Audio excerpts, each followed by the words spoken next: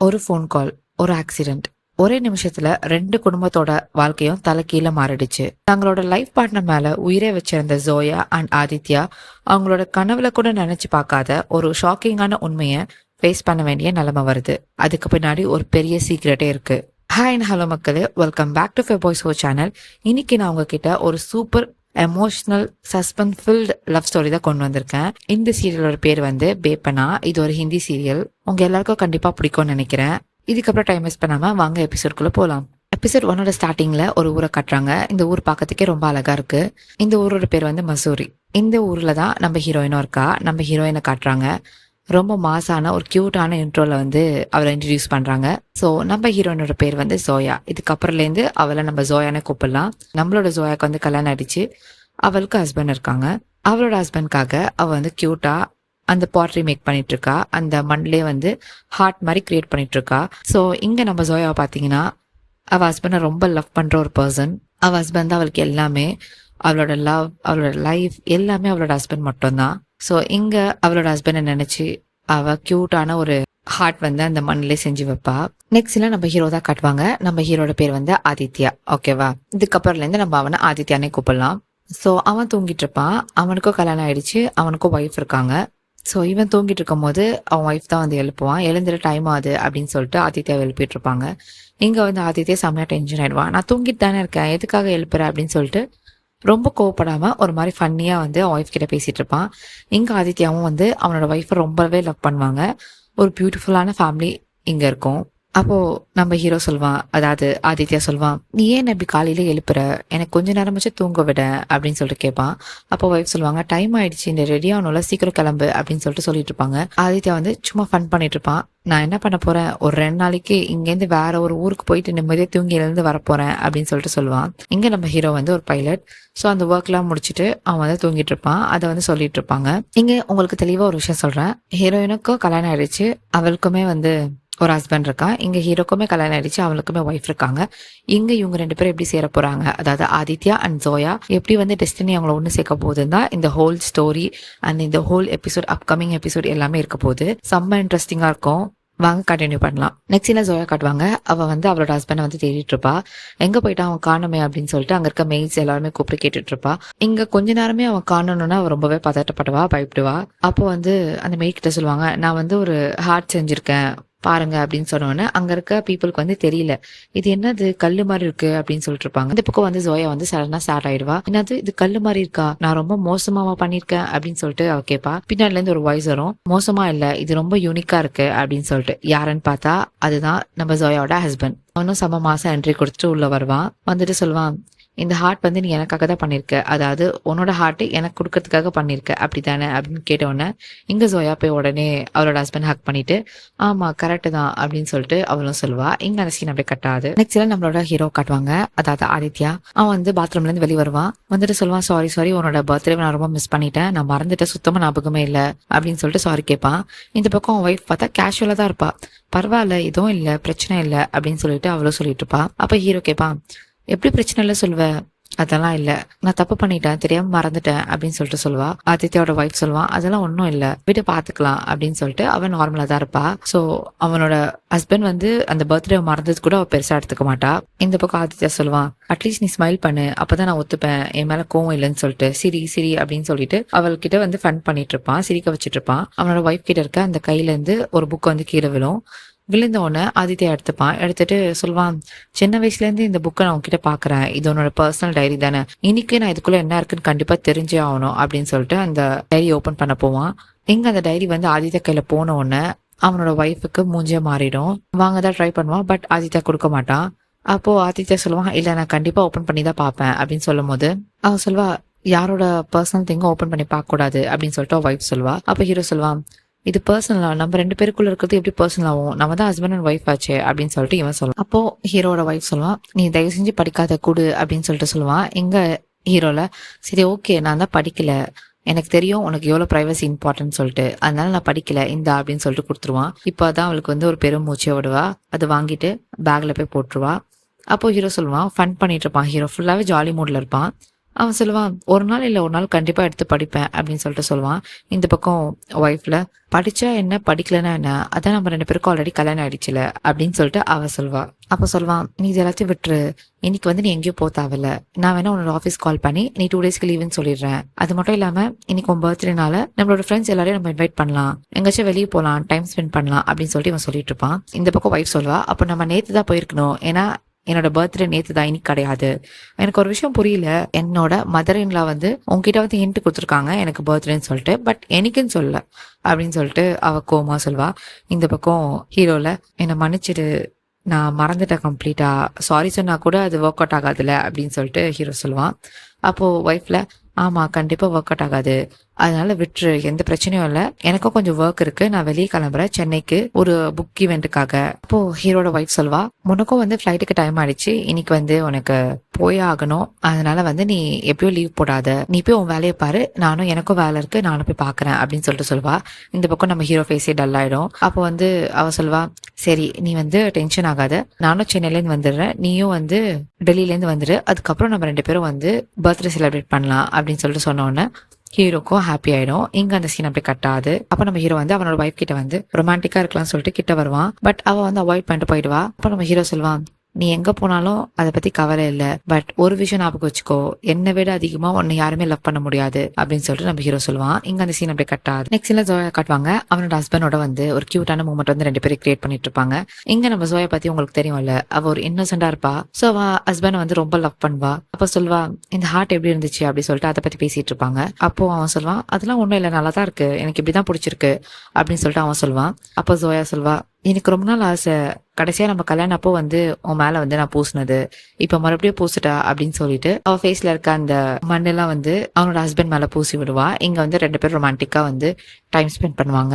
அப்ப கரெக்டா வந்து ஜோயோட ஹஸ்பண்ட்க்கு வந்து ஒரு கால் வரும். அப்ப ஜோயா சொல்வா, கால் அப்புறமா எடுக்கலாம்ல, எதுக்கு இப்போ எடுக்கணும் அப்படின்னு சொல்லிட்டு சொல்வா. அப்போ அவன் ஹஸ்பண்ட் சொல்வா, மேபி ஏதாவது இம்பார்ட்டண்டா இருக்கும்ல, நான் எடுத்து பார்த்துட்டு வரேன் அப்படின்னு சொல்லிட்டு அவன் போய் அங்க போன் எடுத்து பார்ப்பான். இந்த பக்கம் ஜோயா இருப்பா. இங்க அந்த சீன் அப்படியே கட்டாது. நெக்ஸ்ட் சீன்ல ஜோயா காட்டுவாங்க. அவனோட ஹஸ்பண்ட் வந்து சொல்வா, எனக்கு கொஞ்சம் ஒர்க் இருக்கு, நான் இன்னைக்கு கிளம்பணும் அப்படின்னு சொல்லிட்டு சொல்லுவான். ஜோயா கேப்பா, இப்பதானே வந்த, அதுக்குள்ள எப்படி போற, அது மட்டும் இல்லாம நாளைக்கு நம்மளோட ஆனிவர்சரி வேற, இந்த டைம்ல எதுக்கு போற அப்படின்னு சொல்லிட்டு கேப்பா.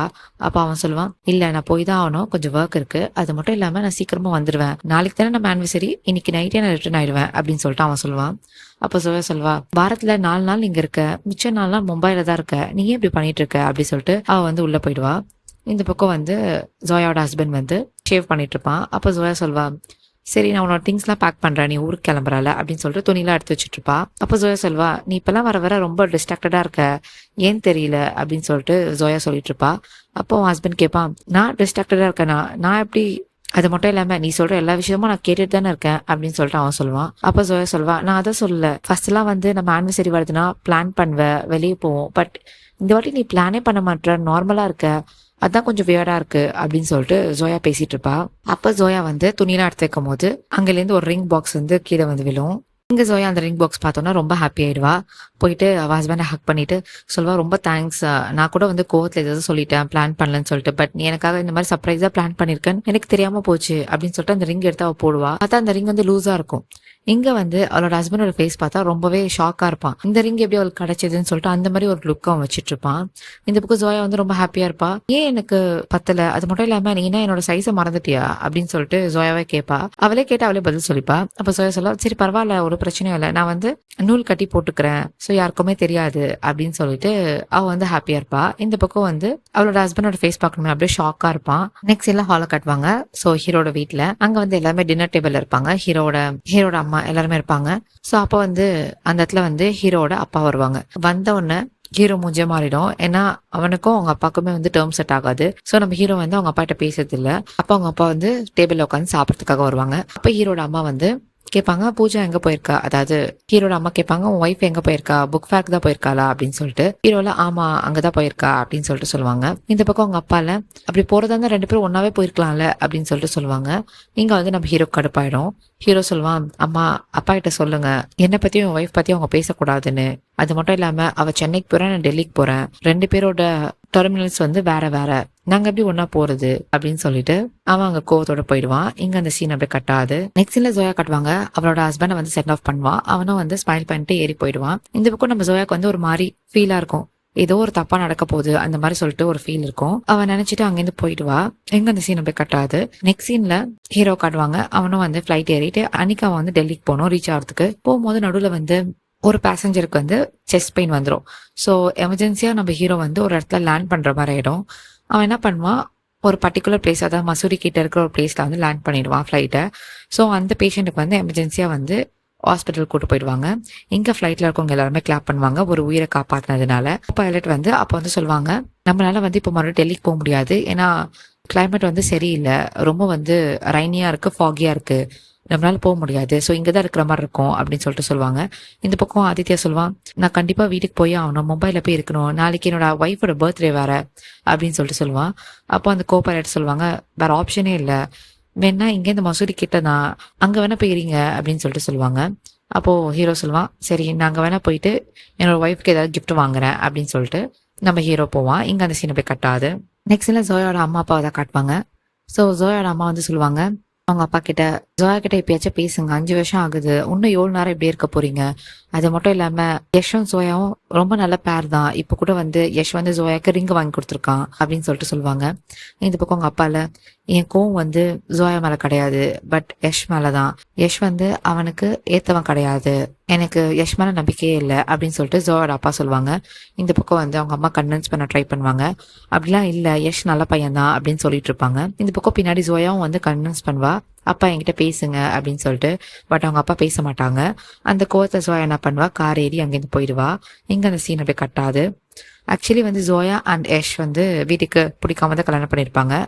நெக்ஸ்ட் சீன்ல ஹீரோ காட்டுவாங்க, அவன் வந்து மசூரிக்கு வந்து கிஃப்ட் வாங்கறதுக்காக வந்திருப்பான். பின்னாடி பார்த்தா ஜோயாவும் வருவா அதே கிஃப்ட் ஷாப்புக்கு கிஃப்ட் வாங்கறதுக்காக. ஸோ 2 பேரும் வந்து அவங்களோட பார்ட்னர்ஸ்க்காக வாங்க வருவாங்க. ஸோ 2 பேருக்குமே தெரியாது, ஒருத்தர் இதுக்கு முன்னாடி பார்த்தது இல்ல, ஜோயாவும் அண்ட் ஹீரோவும். ஸோ 2 பேரும் அவங்களோட பார்ட்னர்ஸ்க்காக வாங்க வரும்போது தேடிட்டே இருப்பாங்க. அப்போ வந்து ஒரு மியூசிக் பிளேயர்ல பாட்டு ஓடிட்டு இருக்கும். அந்த பர்டிகுலர் பாட்டு வந்து 2 பார்ட்னர்ஸோட ஃபேவரட் சாங் போல. 2 பார்ட்னர்ஸ்க்குமே வந்து ஹோல் சாங் பிடிக்கும் அப்படின்னு சொல்லிட்டு இவங்க 2 பேரும் என்ன பண்ணுவாங்க, 2 பேரும் ஒரே டைம்ல எடுத்துருவாங்க. இங்க ஜோயா வந்து இது பேக் பண்ணிடுங்க அப்படின்னு சொல்லிட்டு ஹீரோ கிட்ட கொடுப்பா. ஹீரோ சொல்லுவான், என்ன பார்த்தா என்ன சேல்ஸ் பர்சன் மாதிரியா இருக்கு அப்படின்னு சொல்லிட்டு கேட்பான். இந்த பக்கம் ஹீரோயின்ல, சாரி நீங்க சேல்ஸ் பர்சன் கிடையாதா, நான் தான் தப்பா நினைச்சிட்டேன் அப்படின்னு சொல்லிட்டு ஜோயா சொல்வா. அப்ப ஜோயா சொல்வா, சேல்ஸ் பர்சனா இருக்கிறது ஒன்றும் தப்பில்லையே அப்படின்னு சொல்லிட்டு சொல்ல ஸ்டார்ட் பண்ணுவா. இங்க ஹீரோல, நான் உங்ககிட்ட லெக்சர் கேட்கலாம் வரல, இங்க கிஃப்ட் வாங்க தான் வந்திருக்கேன் அப்படின்னு சொல்லிட்டு கிஃப்ட் போடுங்குவான். அதே டைம் ஜோயா வந்து கிஃப்ட் விட மாட்டான், அவளும் இழுப்பா. இந்த பக்கம் மாறி மாறி இழுக்கும் போது 2 பேரும் லைட்டா சண்டை போட்டுப்பாங்க. இங்க வந்து ஹீரோ என்ன பண்ணுவான், உடனே வந்து பில் செக்ஷன் போயிட்டு இங்க வந்து ஒரு மியூசிக் பிளேயர் இருக்கு, அதுக்கு நான் பில் பே பண்ணணும்னு சொல்லிட்டு கார்டை கொடுத்துருவான். பின்னாடி ஜோயா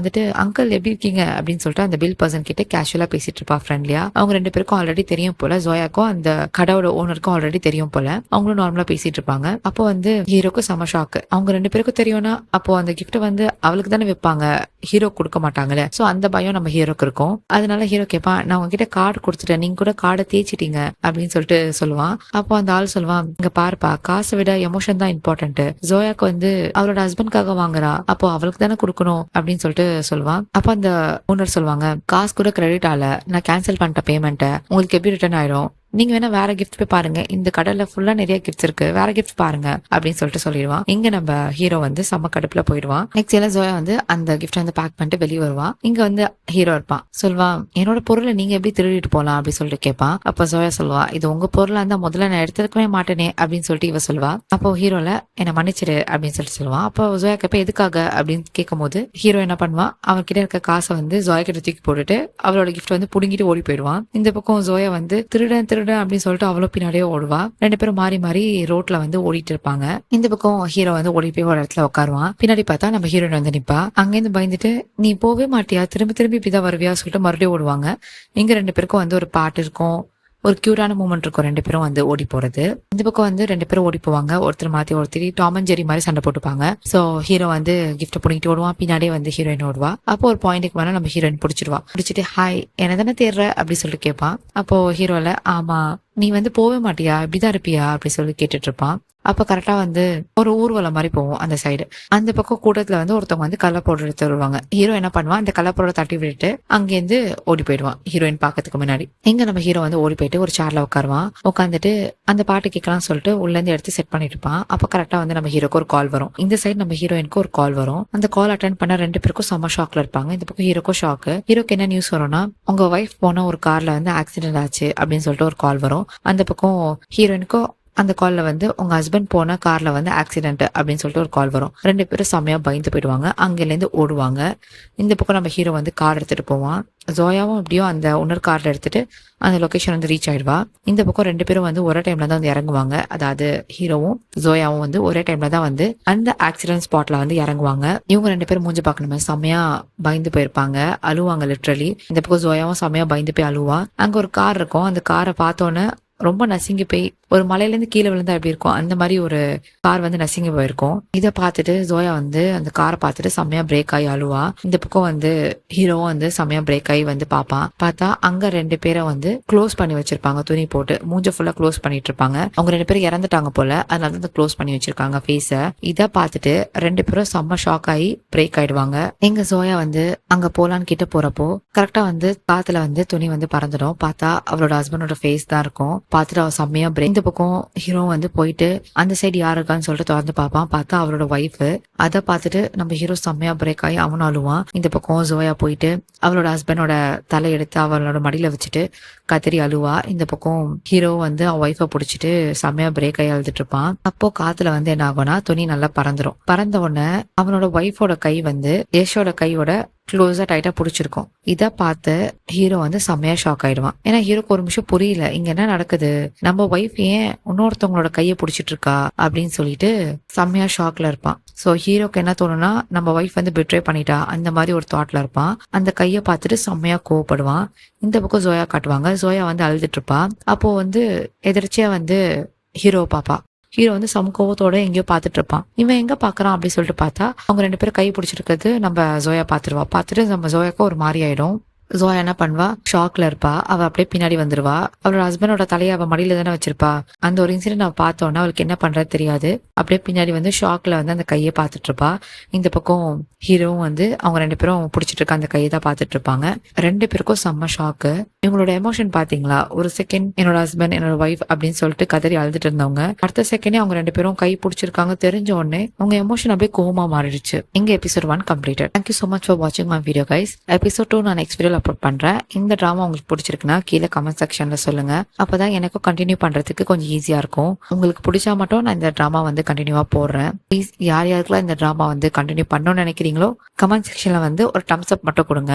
நான் கண்டிப்பா வந்து இந்த டிராமா கண்டினியூ பண்ணுவேன். So see you in the next video. Bye bye.